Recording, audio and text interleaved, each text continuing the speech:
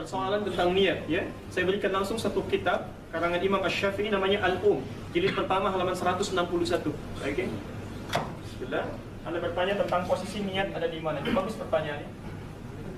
Baik. Kalau ingin dipanjangkan lagi, apakah dilafalkan ataukah cukup misalnya didiamkan, ya kan? Baik. Teman-teman sekalian, pertama lihat kaidahnya. Amalan yang kita kerjakan itu harus selalu bersanding dengan niat. Ya. Itu yang menjadikan persoalan atau aktivitas kita menjadi ibadah. Di semua mesti ada niatnya. Dengan niat maka aktivitas kita berubah menjadi ibadah. Misal, Anda mau bekerja, kalau cuma sekedar untuk cari dunia maka tidak ada nilai ibadahnya. Tapi kalau Anda niatkan karena Allah, Anda ucapkan berangkat Bismillah. Kata Nabi, kullu amrin ribalin la yubda'u fi bismillahirrahmanirrahim fahuwa abtar. Anda ucapkan Bismillahirrahmanirrahim, Anda berangkat atau minimal Bismillah, maka tertulis pahala ibadahnya dari mulai kerja sampai selesai pulangnya. Nah, yang kedua, fungsi niat ini nanti akan membedakan antara satu ibadah dengan ibadah yang lainnya. Maaf, apa bedanya antara sholat zuhur dengan sholat asar? Bedanya apa? Niatnya. Ya, waktunya betul, tapi kalau Anda lakukan jamak, dikerjakan di satu waktu kan 4 rakaat juga. Di kosor malah 2 juga. Apa bedanya sholat subuh dengan 2 rakaat fajar? Dua-duanya 2 rakaat. Gerakannya sama, salamnya sama, bedanya dalam niatnya. Jelas di sini?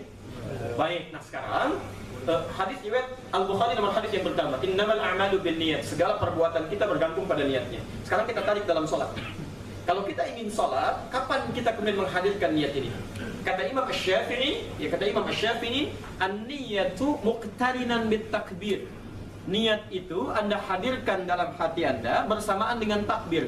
Jadi begitu Anda mengangkat tangannya begini, lisan mengucapkan Allahu Akbar, dalam hati Anda tujukan, saya berniat sholat zuhur. Jelas?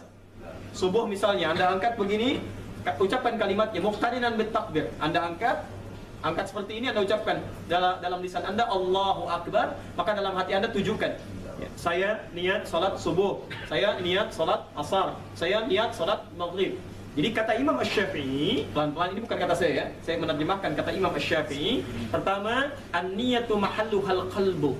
Ini sepakat semua ulama. Niat itu tempatnya ada di hati. Jadi niat termasuk amalan hati. Ya. Tapi nanti kita akan lihat kapan kemudian itu dilafazkan, gitu ya. Baik, kita akan lihat nanti. Di pertama, semua ulama sepakat dari sejak amalan Nabi dilihat diajarkan pada sahabat, pada tabi'in sampai kepada para ulama. Disimpulkan kata mereka, niat amalan hati. Kalau sudah masuk ke lisan namanya lafaz. Saya ulang ya. Amalan hati disebut apa? Niat. Kalau sudah masuk ke dalam lisan disebut apa? Lafaz. Ingat, jadi begitu Anda mengucapkan kalimat tertentu itu bukan niat tapi lafaz. Makanya disebut dengan talaffuz. Ya, jelas ya? Begitu Anda kemudian mulai menggerakkan ya anggota badan, itu disebut dengan harakat. Sudah mulai bergerak. Jelas ya? Baik, dalam hati disebut apa? Ya, di lisan lafaz, bergerak, harakat. Nah, sekarang pelan-pelan. Kapan mulai menghadirkan niat itu? Saya ulang kata Imam Asy-Syafi'i rahimahullah, saat Anda mulai bertakbir, an-niyatu mahalluhal fil qalbi, ya tempatnya dalam hati. Saat bertakbir, maka Anda hadirkan niat itu bersamaan dengan ucapan Allahu Akbar, langsung dalam hatinya.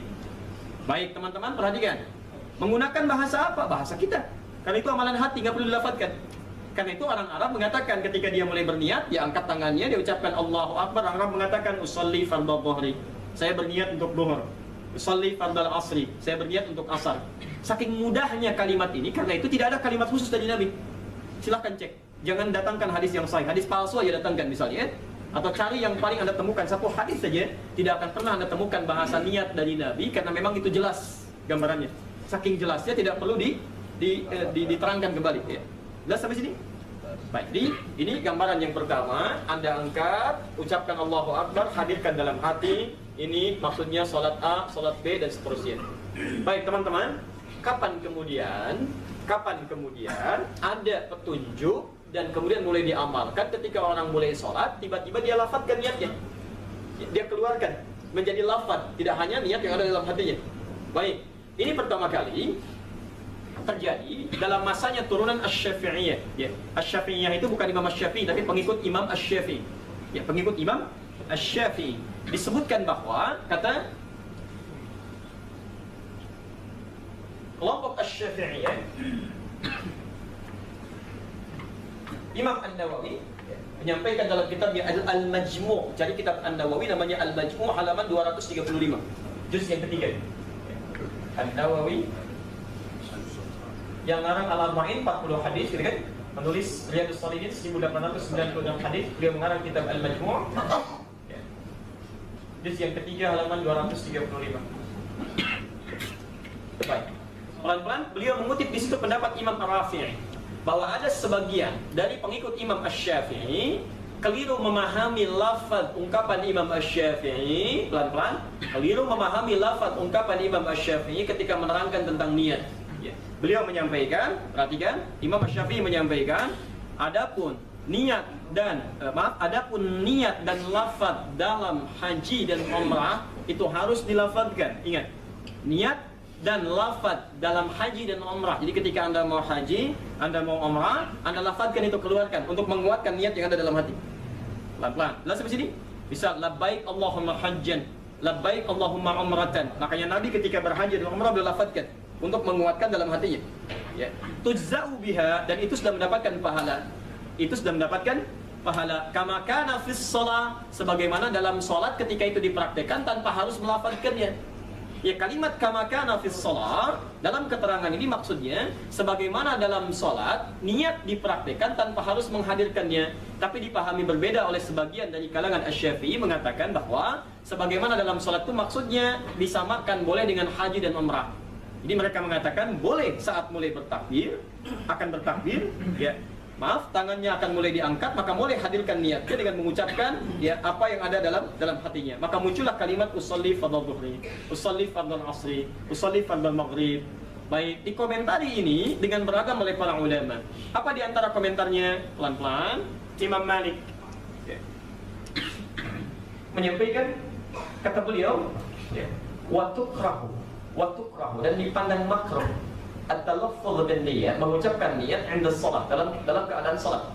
Karena jelas dalilnya menunjuk kepada bukan pelafazan, dan contoh dari Nabi SAW pun tidak pernah hadir dengan kalimat-kalimat yang diungkapkan. Ya, kata beliau, satu, salat itu termasuk yang paling jelas dalilnya, termasuk yang paling detil contohnya. Kalau sekiranya Nabi kemudian pernah mengungkapkan kalimatnya dan dilafazkan, tentu sampai sekarang pun kita akan temukan. Ya, karena itu jika Anda menemukan contoh paling jelas, kemudian disandingkan dengan tafsiran itu takwil ya, yang sekiranya bisa menghadirkan kalimat lain, maka yang jelas lebih mulia untuk diikuti dibandingkan dengan yang takwil. Kecuali, ini belum selesai, ya, kecuali kata pendapat Imam Malik, kalau sekiranya itu dihadirkan, dilafazkan hanya untuk menepikan was-was dalam keadaan sulit kita menunaikan sholat dengan khusyuk, jika itu tidak dilafazkan. Makanya teman-teman, kalimat usolli itu muncul asalnya itu ketika seseorang mengalami was-was dalam sholatnya. Dia nggak bisa khusyuk, gitu. Dia nggak bisa khusyuk. Jadi sudah mulai, maaf ya, sudah mulai bertakbir, sudah merasakan macam-macam, dia nggak bisa khusyuk, sulit. Karena itu ketika berkonsultasi kemudian kepada ulama pada saat itu, Syekh Al-Nawawi, dia katakan, ya Syekh, kondisi seperti ini, ya sulit menemukan kekhusyuan. Maka beliau katakan, lafadzkan niatmu seperti Nabi melafadzkan niatnya dalam haji dan umrah. Hukumnya disebut dengan qiyas, khusus bagi orang ini yang tengah mengalami was-was luar biasa.